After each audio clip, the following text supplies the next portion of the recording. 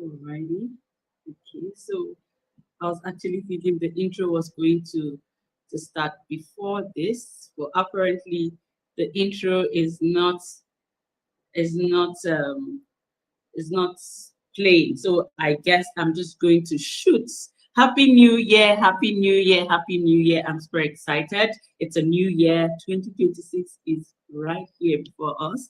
And I am I'm excited, yes, but I'm more or less waiting. Like I'm expectant. I'm expectant, and I'm sure you are too. As you can see, I'm the only one here. The duo, the three of us will be doing this, at least this month. And I am very excited because of the topic we have today. The topic is personal presence, the power of how you show up. And I have a special guest. But before I invite our special guest, how have you been? What's it for you this new year? What's that? You know how every year there's a new year, new me. What is it for you? What's that one thing that you're doing this year that you're intentional about? This topic and what we're going to be talking about today is definitely going to help you. So if you know anyone that should be here, this is the time. You need to call them so that we can enjoy this conversation together. I'm going to be inviting the guest right about now so that we can get the ball rolling.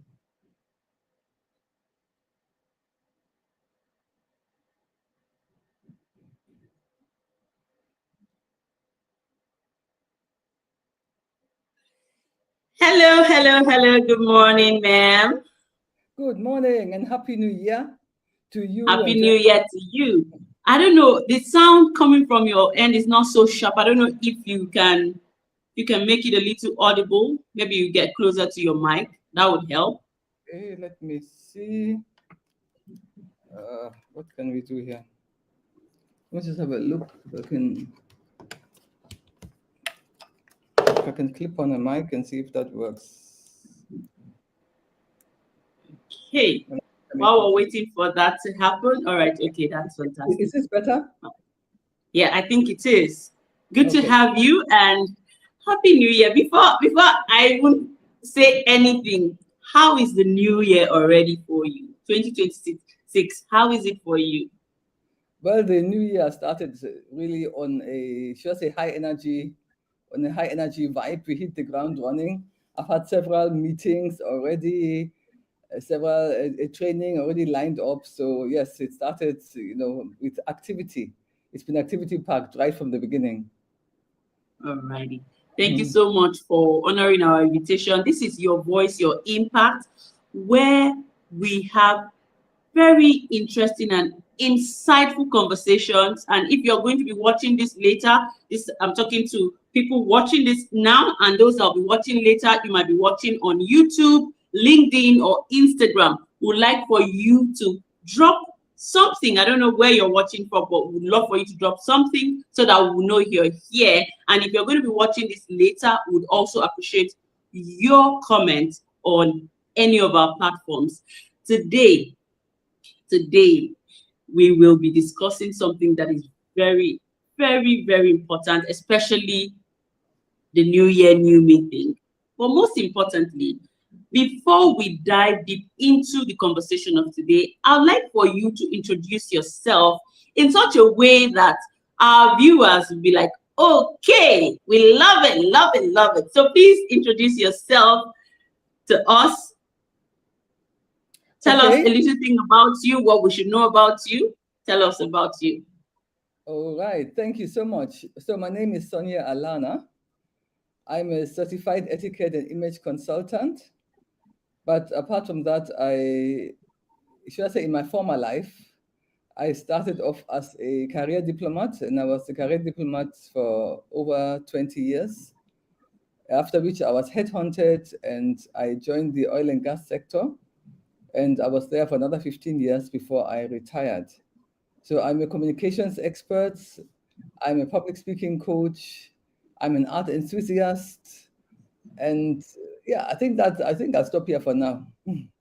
Alrighty. I'm still struggling to hear you clearly. I don't know what the problem is, but I'm Wonder still why. struggling to hear you. It's a little, it's still faint. I don't know. I don't know if it's Don't know from my why. end. I don't know if you're watching us and you're anywhere on our platform. Please, can you let us know if you can hear Madam Sonia? Please let us know if you can hear her clearly, or it's just from my own end, because I'm really struggling to hear you. So maybe I should switch to my phone and see whether it's better. Should I try that? Okay, so let me. Okay, there's a message. Okay, yes, someone just confirmed that your voice is really low. So Okay, yeah, I want us to enjoy this conversation. So maybe if you can switch to your phone, would love it. okay, then let me try that.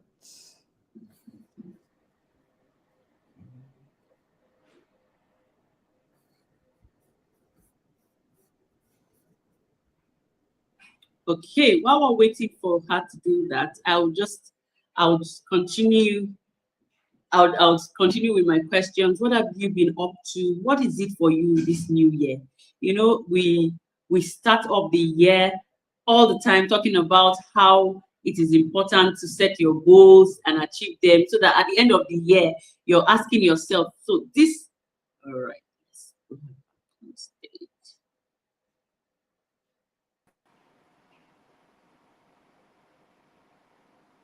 Okay, can you speak? Maybe we'll hear you clearly. Yeah, is this better? Better, better, Okay, yes. okay. We love it. All All right. right. So thank you so much for honoring our invitation. And like I was saying, I was talking about the month. You know, whenever you get into the new year, there's always the new year, new me. And we thought about it. We said, okay, this month, January, let's just follow the crowd now. Let's vibe with the momentum. Let's see what's happening. Let's understand what personal development is, and that's our theme for the month, what we're focusing on. And this particular topic is personal presence. Before we talk about it, what is personal development for you generally? And what would you say if you were asked personal development? What is it? What's personal development? Okay, so personal development is after all your academic qualifications, after all your, should I say, your core experiences that you might have had, that what is that extra that you need to excel? Now, we all have what I call our formal education is our starting point. It's our launch pad. But it certainly is not enough to give us the critical edge to be ahead of our peers. So when we talk about personal development, it is to number one, that we need to identify our weaknesses and know where we can strengthen them in order to get ahead, both of ourselves and also to be, should I say, the partner of choice, Yeah. anytime your name is being discussed in any room. So what can you develop yourself in? Many things. Any skill sets that you feel that you don't have. Of course, we, as a public speaker, I can start with public speaking. Many people are afraid to speak in public. So if they don't know how to speak in public, what can they do? Take courses, find out where they can learn public speaking and how to get out of their comfort zone to make themselves better. Because we are talking about now your voice, your power. If you don't use your voice, your power has been lost to a great extent. Yes, we love it. And on this show, we're very, very particular about why it is very important that you use your voice. And swinging next, I mean, to the next question I have, talking about your power as an individual, people don't even, some people will tell you that it's my voice. I mean, I have something, but I don't want to be out there.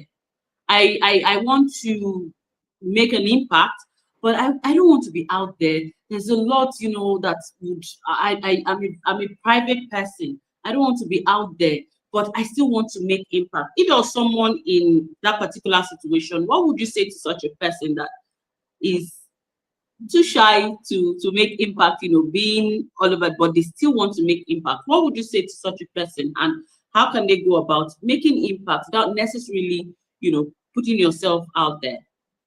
Okay, well, in a way, the question is in two parts. Number one, it's a little bit of a paradox that you want to make impact without maybe being seen. How do you do that?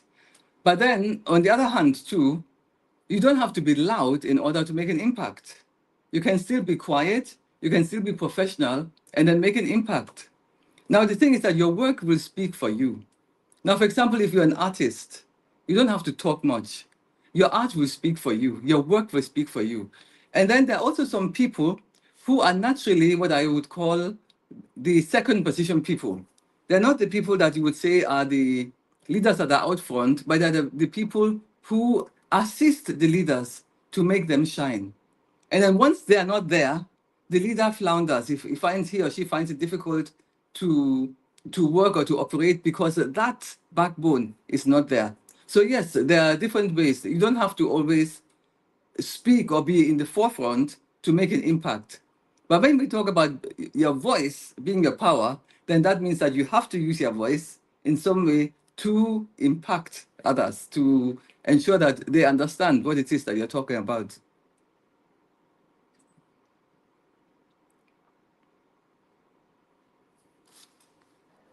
I love it. Thank you so much, Ejiro. She's talking about how powerful and interesting the conversation is, and I like the fact that you. So let's go deep into your work over the years. The topic we have today, we'll still get there, but I want us to start off, starting from somewhere that would make people, feel a bit comfortable and be like, okay, let's see what's in here. You have this experience that over 20 years of working, and you've worked in several sectors. Would like for you to share with us during your time in when you were in the oil sector. What would you say was profound in your work, like in terms of your presence, how you show up, and how you put in what you do for work? Like, how do you come out and they know that yes, this person is doing very well so far, from your experiences, from the oil sector to what you currently do? What's that one thing about you that anywhere, anytime, they'll say, this, when it comes to Madam Sonye, this is something unique about her, and that particular thing has helped you over the years in the work that you do? Okay, thanks a lot. You talk about the oil sector, but you see, by the time I joined the oil and gas sector, I was already on top of my career. I'd like to go back to foreign affairs when I started as a young career diplomat, a young career foreign service officer. Now, it may interest you to know that I was painfully shy, which really takes me to the first question that you asked. I was really, really, really shy. However, my work, anything that was given to me, I did my work very well. I loved my work. I was enthusiastic about my work. I was doing it, but I didn't really need to talk, especially not to audiences. And at the beginning of your career, you are a rookie, so you just do your work, whatever you've been given, your tasks are handed to you. But then, as you move up the career ladder, you find that more and more demands are made of you where you need to speak. Initially, your bosses do the talking. They do the talking, you do the writing. Maybe you take the minutes of the meeting, etc. And that's about as far as it goes. But the first thing that stood me out was the way I wrote. And again, professionalism. And I remember I was a young officer, and I was in protocol at the time, and there was a visiting foreign minister from Greece, who had come. That was during the military era. And so he was to have a meeting with the Nigerian foreign minister. And for some reason, the desk officer failed to show up for the meeting, and there was panic. So our minister asked me, he said, "Can you take minutes?" I said, "Sure." So he said, "Please cover the meeting."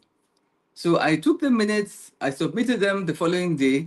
You know, in those days, you know, we used typewriters. I don't know how many of you will know typewriters. There was nothing like, you know, the laptop. There was nothing like computer, let alone laptop. You know, those were still very far-fetched. Anyway, the following day, I submitted the minutes of meeting. So several days later, about a week later or so, I was now called by a very senior ambassador. I was summoned to his office, and I was really apprehensive. I was asking myself that why? What happened? I have no business with him. Why would he call me? So I went to his office, and so he told me that I should sit down. He called the secretary, asked her to offer me tea. I was shocked, because I was a very young officer, just very fresh, just out of uni, and this was one of the top-ranking ambassadors. So I was really intimidated even by his presence. And then he now brought a file and he opened it. And he showed me the page. He said, "You wrote this." And I saw my minutes of meeting. So I said, "Yes, sir, I did." Then he said, "You are the kind of people we are looking for." He said, "You see this? We didn't do any alteration to it. We're sending it to Dodan Barracks, now." And he now sent me to another ambassador. He said, "You're the kind of person we're looking for." They wanted me to now work in a different department and to give me higher responsibility. So one thing I always tell people, that professionalism speaks for you. There are two things really: integrity and professionalism. I mean, those two, when people know that they can trust you, and when they know that you perform, you deliver, so that already gives you visibility. So I think that's really the starting point. I love it. I love how this conversation is going because we are gradually coming into the topic of today. It's very easy for people to just run up and say things around, I don't know why things are not working for me. I don't know why this is not this and why that is not that. It is what we hear all the time. It brings me to this question: the power of how you show up. This topic is really powerful. And I'm very happy because you're in a space where you see people of diverse different age groups, and you're able to tell what is wrong at different times. You can see, because you've been there, you're still in the game, you're working and you're watching things from where you were using typewriter, because some people will be watching this and they're like, typewriter, what's that? Thankfully, I had a glimpse of it. We used it in business studies before it disappeared. But it's pretty much what we still use. Just some of these things don't disappear entirely. They come in another form, which is the computers that we now use. Now, the power of presence is someone that's going to watch this later. There's somebody that's currently watching this, and you have touched on how your work, by just doing your work excellently, they took you from where you were to somewhere higher. Someone will be watching this. What does it mean? So first, there are two things in this particular topic: the power of how you show up. Tell us, what does it mean to even be powerful? Maybe it's a funny question, but then I think it's important we even understand what it means to be powerful, and then you tell us the power of how you show up. What does it mean to show up powerfully? Okay. Well, thank you. Power. Well, power has, of course, different aspects to power, but everybody has the power. We can have the power of influence. We can have the power of I don't know, just getting things done. We have the power of a particular position, but power just means having being in charge and having a certain wherewithal that people understand, recognize, and look up to. Now, the power of showing up, I always say that personal presence is the message that you send before you speak and long after you've left. Now, when you walk into a room, even before you open your mouth to speak, people should look again and say, "Who's that?" So that is the presence. So it's not about volume or visibility, it's about impact. And this impact can start from the way you dress. It can start from the way you apply your makeup. It can start from your hairstyle. It can start from the kind of shoes you have chosen to wear. So it can start from the fragrance you've decided to put on. Now people like perfume and etc. But you know that if it's overpowering and if it's too strong, it can also have a negative effect.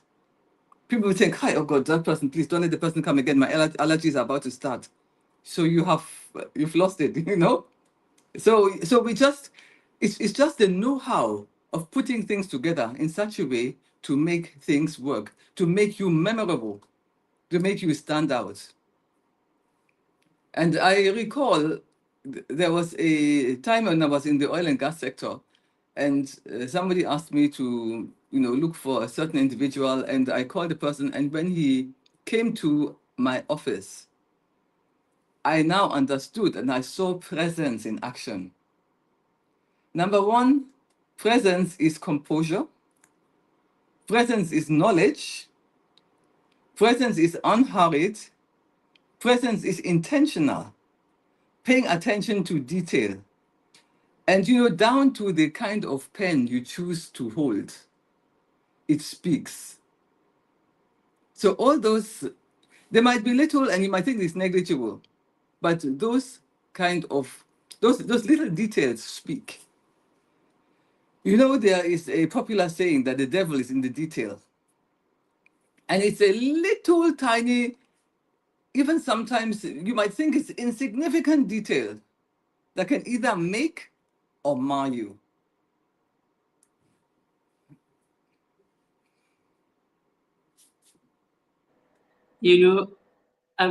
I'll just share something with I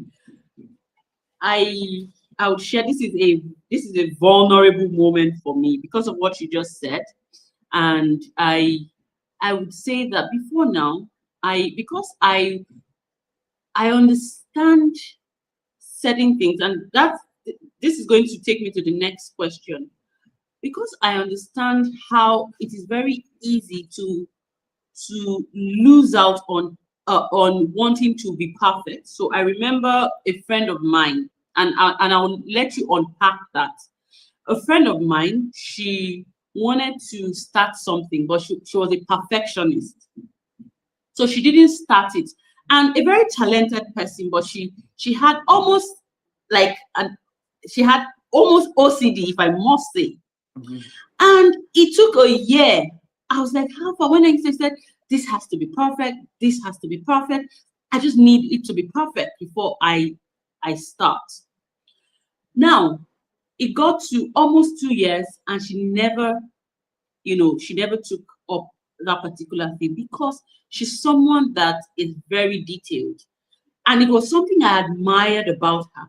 So, based on what you just said, what just came to me, and because of how I saw her losing out on a lot of things, I just told myself that I really don't have to be perfect to start. I'm just going to start and get things done on the way. But being in a space where I'm at, I've come to realize that there's a huge difference between excellence and perfection, which is my question to you.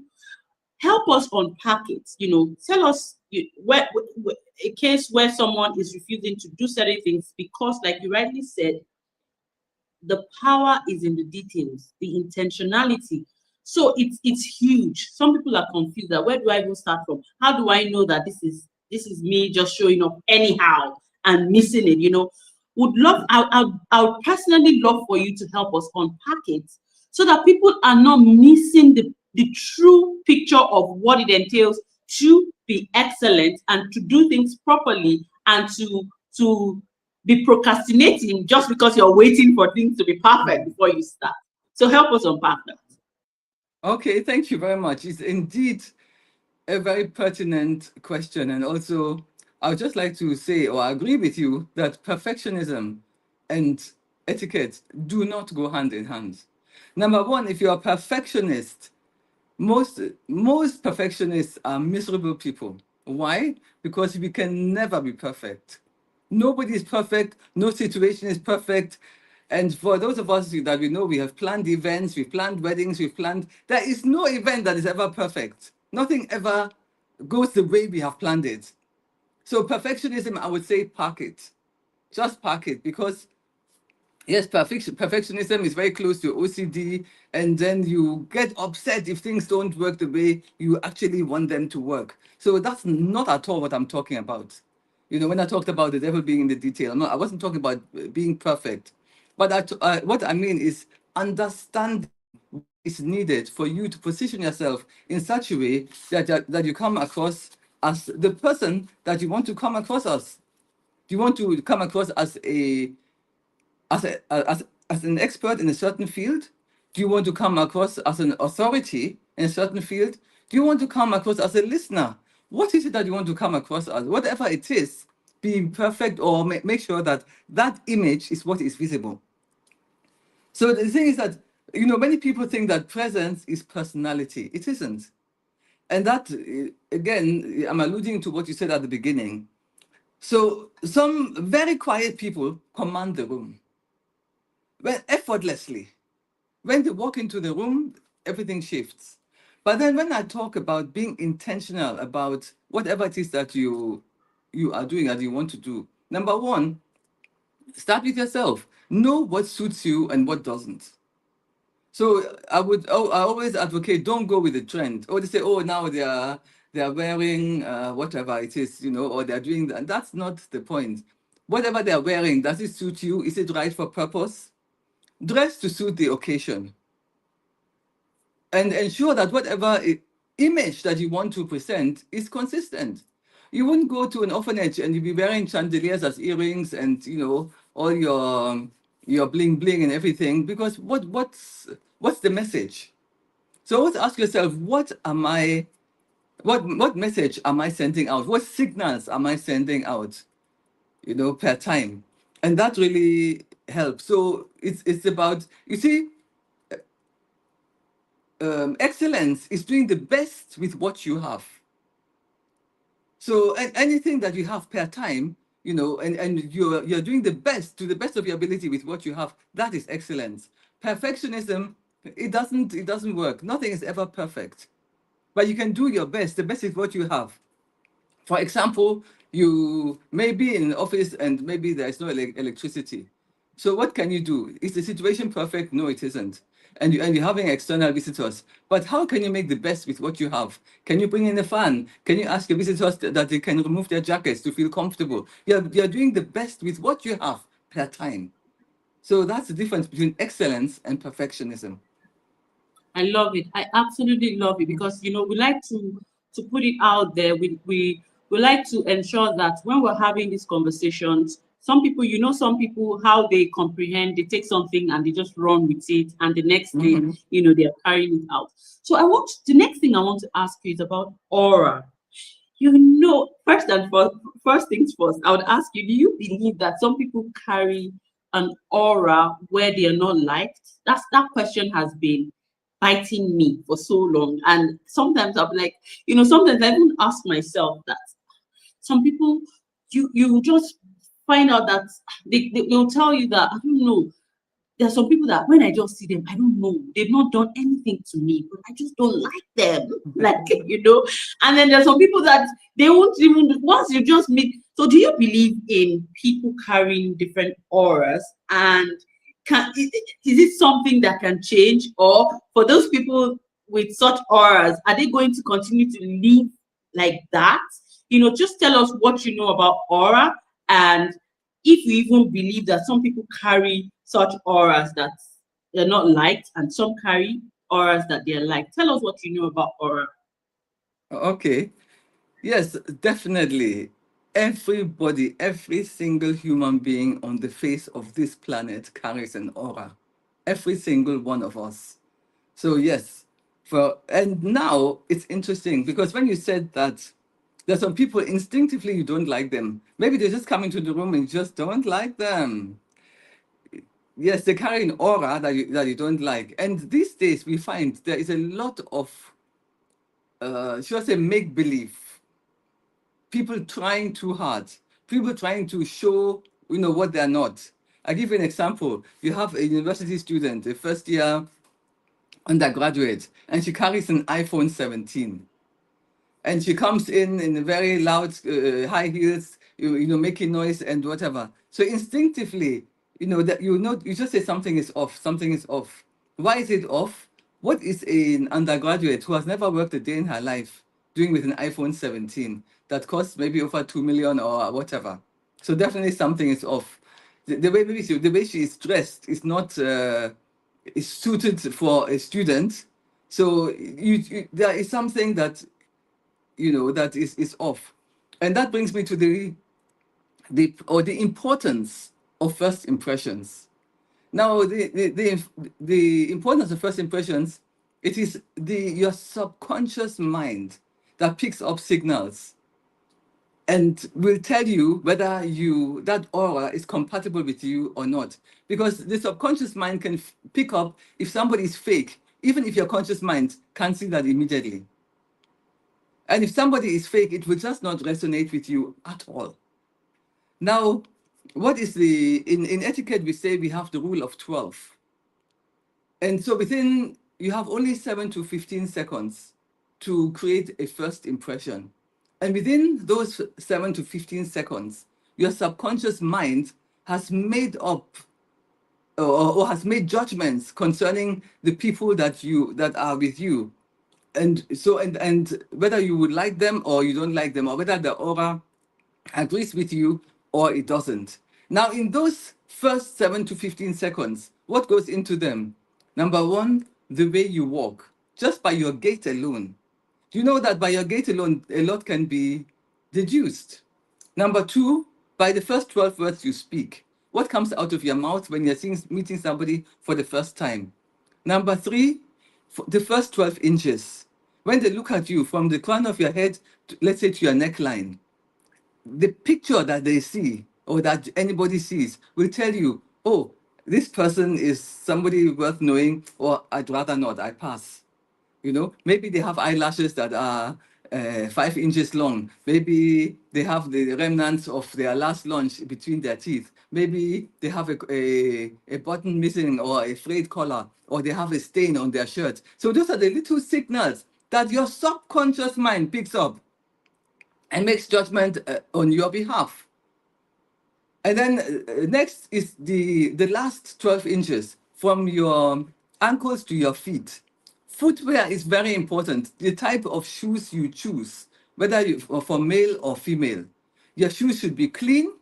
They should match your outfit. They should not be laughing. Then if it's a man, what kind of socks is he wearing? Is the elastic slack and it's hanging around his ankles? So all those things tell a lot about the person. And all those things go within the first 7 to 15 seconds. So it's very important. And then in etiquette, we say fabric to fabric and leather to leather. What does that mean? It means that for a gentleman, your belt and your shoes must match.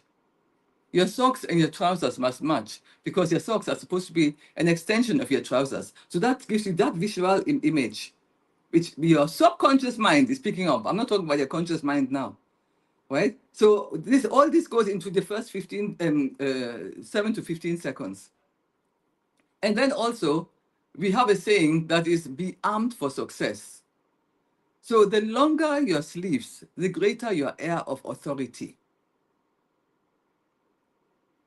So it's important to know how we dress. Some people think that, some ladies now, they might think that, they need to be sexy or they need to be attractive. No, you don't. You don't need to. I don't know what sexy is anyway, but the point is that the less skin you show, the better. The more seriously you're taken, the more you are remembered, because presence is not about how much space you take. It's about how much space you hold. So if somebody comes into a room and it's very noisy and loud and, everybody see me, I'm here, I have arrived, whatever, the minute you go, they say, oh gosh, never again. But there's somebody might come in quietly, self-respecting, sit down, be quiet, having very intelligent conversations, and getting up, maybe not even saying too much. And after they say, please, who's that person? Do you have a number? I'd like to, I'd like to do a follow-up. So that's the difference between, what you said, that this aura thing. We call it aura, we call it all kinds of things, but it is the power of first impressions. And you only have, you only have one chance to create the first impression. The first impression can't be created twice or multiple times. And that's why sometimes instinctively you say you like or don't like somebody. Because sometimes when you say you don't like somebody, they say, why? Do you know the person? No. Has the person done anything to you? No. But somehow you just don't like the person. So that is what your subconscious has picked up and what we call aura. Wow. Wow. I don't know about anybody. And if you're watching this, you're watching Your Voice, Your Impact, and we're having a deep conversation that would help you. Just in case there's someone there that you've been wondering, you go for interviews, you go somewhere, and people are not just taking you seriously. It might just be that you have something sticking out. You always have something sticking out in your teeth, or there's just something that you're not doing right. I mean, and this is very, very important, because some people are very innocent, ignorantly innocent. And that's why we do what we do to help us get better. Because at the end of the day, we all would do better if we know better. So that's one of the reasons we are doing this. And I love the fact you're an etiquette coach. If you're looking for someone that would help you, that would train your staff, that would train you have Madam Sonye is that person you need to reach out to. We'll talk about that later on in the show. I mean, before we wrap up the show, so that I'm sure some people would be listening to us right now and they're wondering, okay, this etiquette thing, maybe we should, our sales team and people. So the next question I want to ask you is about confidence. Confidence is something that speaks in several languages. Someone will tell you that, it's not they have several ways that they pick up confidence. So if you were to speak generally about confidence, you just gave an illustration now that it's not the loudest in the room. And now let's balance it. That's not to say that there's something wrong with you. If you're someone that, you're a vibrant person, vivacious, someone that is very, it doesn't mean that, there's something wrong with you. It just means that what are you leaving behind in all of the noise and in all of the, what are you leaving behind? That is, that's to balance that out, so that somebody will not, go into the room and just suddenly become quiet because, Yes. we try to balance these things. Like I said, some people just run away with certain things and they don't, they want to, in the quest to do things better, they end up not showing up as themselves. Some people are very, very loud. Maybe they're loud. Some people are very quiet, and everybody, we're all unique in our different ways. So what is confidence to you? If you were to talk about confidence. Thank you very much. Before I answer that one, there's the second part of your last question I didn't answer. When you asked that, can people change? When you talked about aura, yes, they can.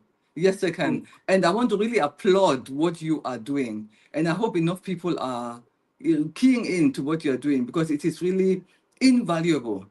And as you said, some people are doing the wrong thing innocently. Innocently. They just think that that's the thing to do to get attention or whatever. So yes, you can change. You can change by learning, by exposing yourself to this self-development that we're talking about. And you find that now these rough edges begin to be smoothened over, and you have a much better persona. And suddenly people say, the person now looks refined. And I also like what you said about, when I said about being loud. Now, what I alluded to was that people are allowed to just to gain attention. That is not a natural personality trait, but because they, when people are fake, when they're faking it, no, they used to say fake it till you make it. Please don't. Please don't. You know that there's some things that go around. Everybody flies around with it. They make fake till you're making.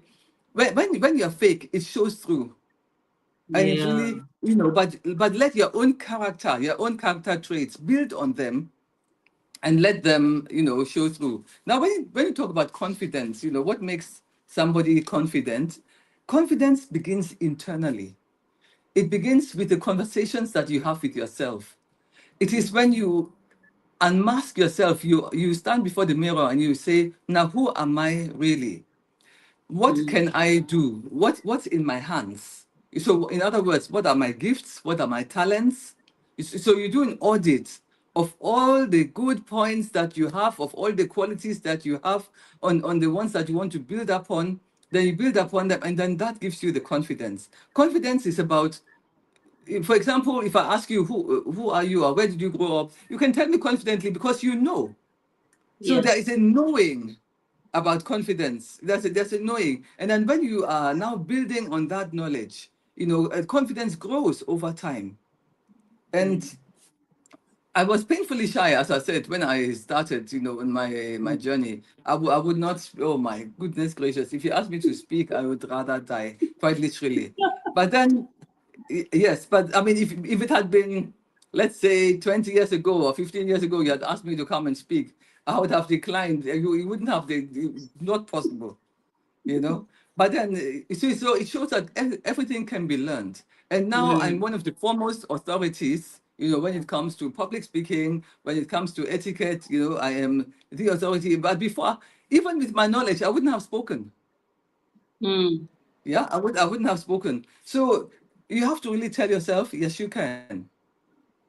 And what does it take for me to go out? Maybe if there are some little anxieties here and there, or some, what do you call it now, negative self-talk or double Yeah. guessing. You need to surround yourself with people that will really applaud you on your journey, that will really tell you, go on, that will give you positive feedback. That will give you honest feedback, not the Mm. kind when you say, oh, how did I do? They say, oh, great, fantastic, super, and it wasn't, and you just made a fool of yourself. But they'll give you honest feedback with the Yeah. intention to make you better. So Absolutely. you cannot fake inner presence because your body will expose you. Mm. And then you see, so that's why when you fake it, that's when you now have this, what is perceived to be a negative aura, because people just say this is not real. you know Mm. so that, okay, let me just stop here for now. I don't know whether I've answered that I love it. question. I love it. I love it. I love it. I love what you said about gift and talent. And then if you if you already know, there's a knowing, the mere knowledge of a thing gives you that confidence. You will just be like, I mean, this is what I eat for lunch. This is what I Exactly. eat for, and it will just show up.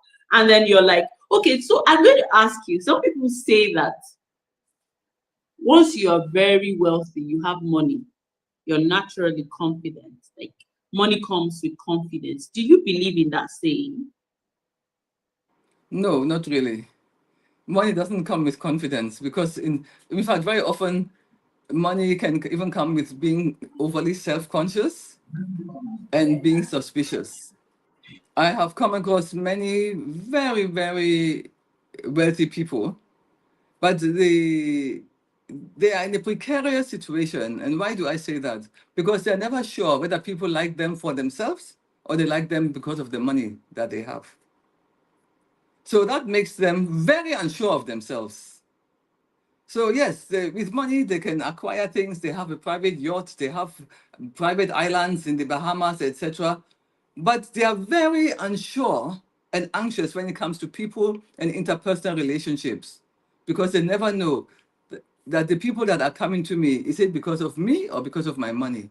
And they're highly suspicious because very often they've been betrayed, and so they feel that they're in a bind.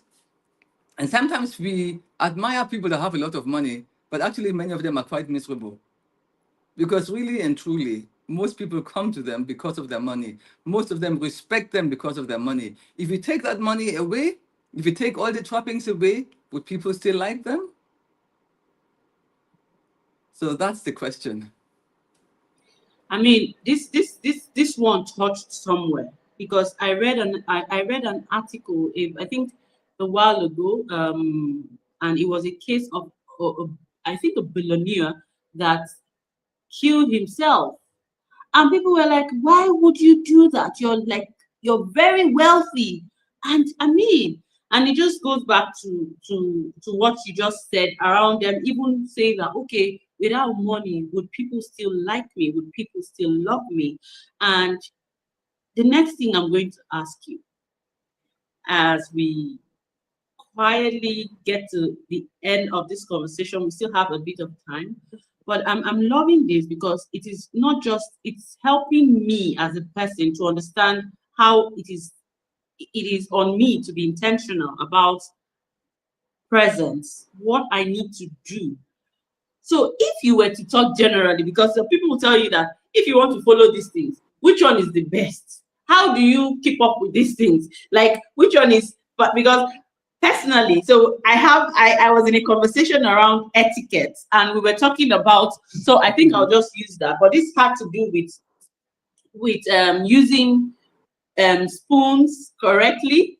So this got so, it became a very serious argument, because the lady, we went out, it was a restaurant, a fine restaurant, and we were eating, and we started talking, and she just told someone that, no, you're not holding that knife and fork very well. You should do it this way. And the lady, I'm hungry, for crying out loud. I just need to eat, and then the conversation started.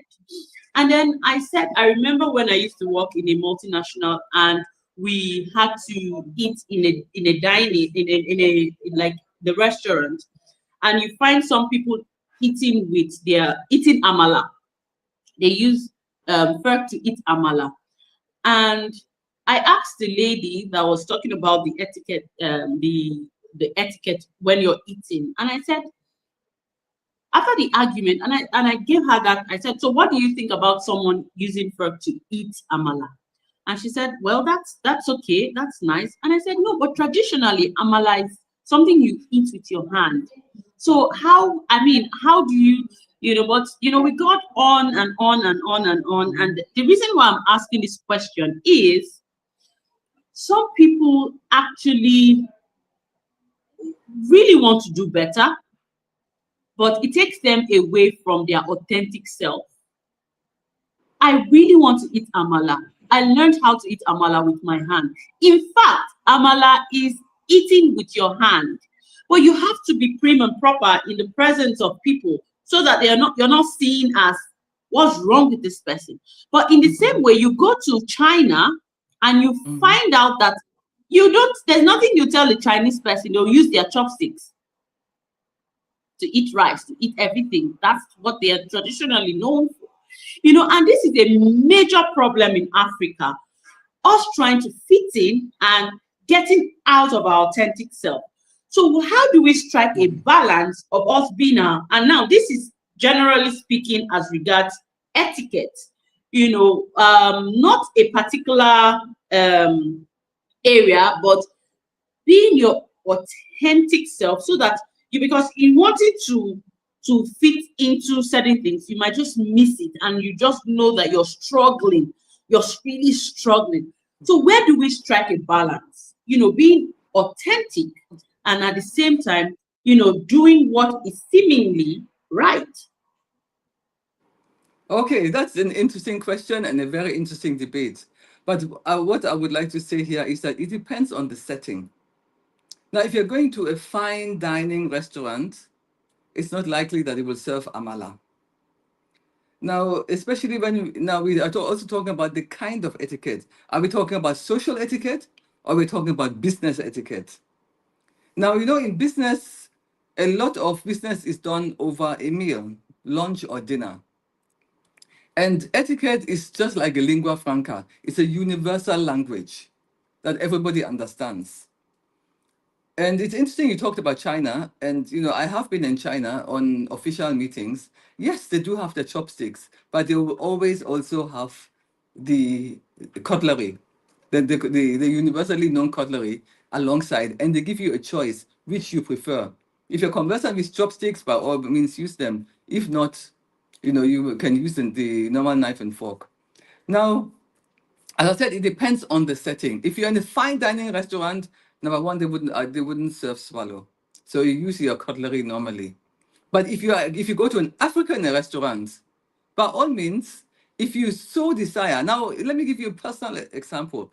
I love fufu. If you're giving me afang soup, I love fufu, right? But fufu has a very pungent smell. So if I were to use my hands during a business meeting, and I could. And then afterwards, even when you wash your hands, you can still perceive it. And then maybe I need to shake hands afterwards. Is that appropriate?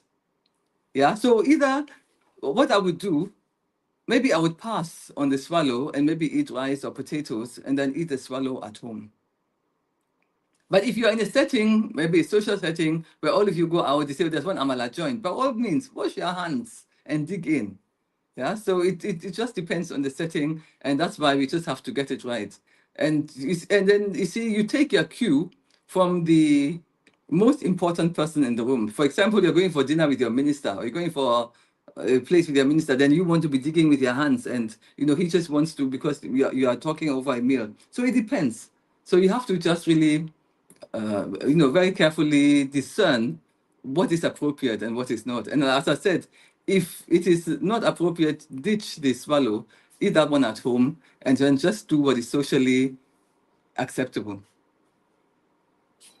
I love it. I love it. And I mean, you have your own. Everyone should be able to know, intuitively know that, okay, this doesn't look like it will speak well of me. So Mhm. it's important to be intuitive enough to study your environment, be socially aware, and know Absolutely. what is right per time. That's what I'm running away with. So I would love for you to ask yourself a question, and that's funny. If you had to ask yourself an important question that would be relevant in this conversation, and I've not asked you that question, and you know that someone would need that particular the answer would help someone, what would that question be? If I were to ask myself, No, now the question is to ask yourself so that you answer it. But simply because maybe the question is relevant, but I've not asked you that question. But you know that that question is relevant. So if you were to answer a very important question, what would the question be and how would you answer it? okay, the question would be, what, or do you understand what common presence killers are? Hmm, Because we may kill our presence inadvertently. I love it. I So mean, very what do you important. think So are please. presence killers? Aha, no, I'd love for you to answer it, but then presence killers, and I think you've given us a hint already.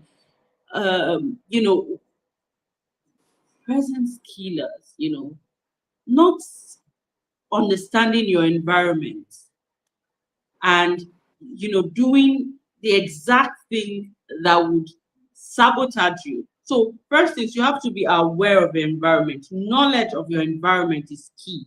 So you don't kill. So you have to be socially aware. And I mean, I don't know what, if you flip it, I don't know how it would kill, but that's why you're here. That's why you're the professional. You're going to help us answer that question. Yes, absolutely. What you said is so, so, so true and key, to be socially aware. So some of the presence killers are nervous laughter. Sometimes people laugh in the wrong place. They are maybe laughing too loudly. It can kill your presence. Mm, Talking too fast can also kill your presence. Some people mm, say, it's a presence killer, because presence is all about being understood, being heard, not just when people keep straining, say, what you say, what you say, what are you talking about? Also, shrinking posture. When you have a posture like, oh, please don't mind me, it's I don't really, want to be here, you guys, I'm not really here, don't mind me. A shrinking posture, it kills your presence. Wow. And also over justifying. When you whatever it is that you think you need to over justify, it kills your presence. Whoa. Amongst others, yes. So Whoa. these are just a few for us to chew on. Very, very key. Like, number one, when you're speaking too fast, it means people might just miss it. They like, can you calm down? Let's catch what you're Exactly. saying. Yeah.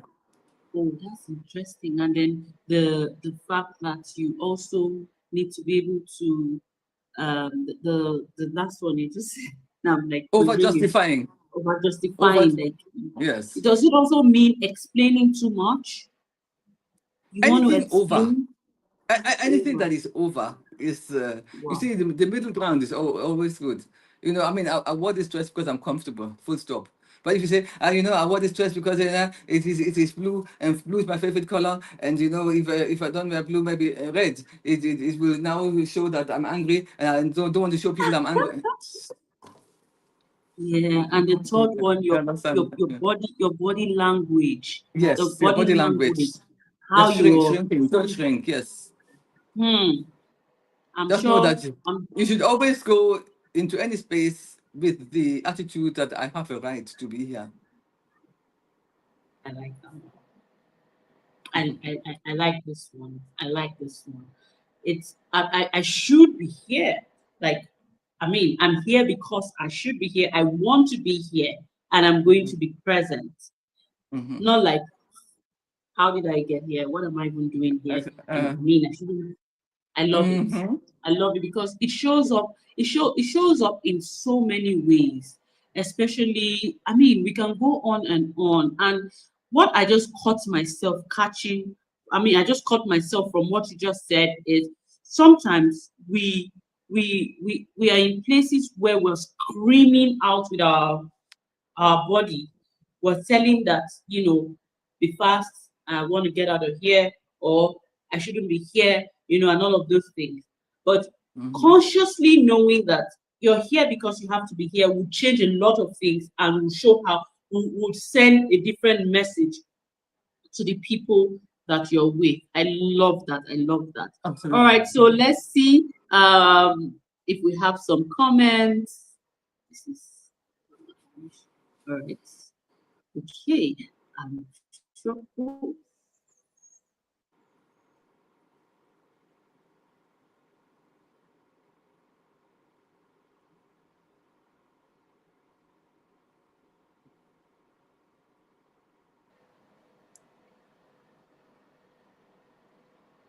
oh my goodness.